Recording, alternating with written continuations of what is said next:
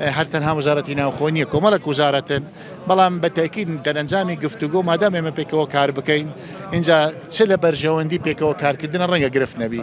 بابەتی بەغدا هەواڵان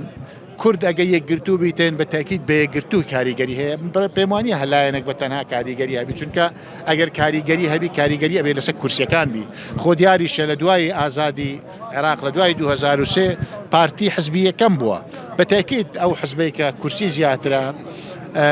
لە کوردستان پێگەی بە قوترە پێگەی جەماوەری بە قوترە ئەوە حکوم دەکەنەک ئەشخاص بەڵام لەگەڵ ئەوەشدا بە تاکید ئێمە پێکەوە بین ئێمە و یەکێتی و لایەنەکانی تر پێکەوە بە تاکید کاریگەریمان زیاتر دەبیتن و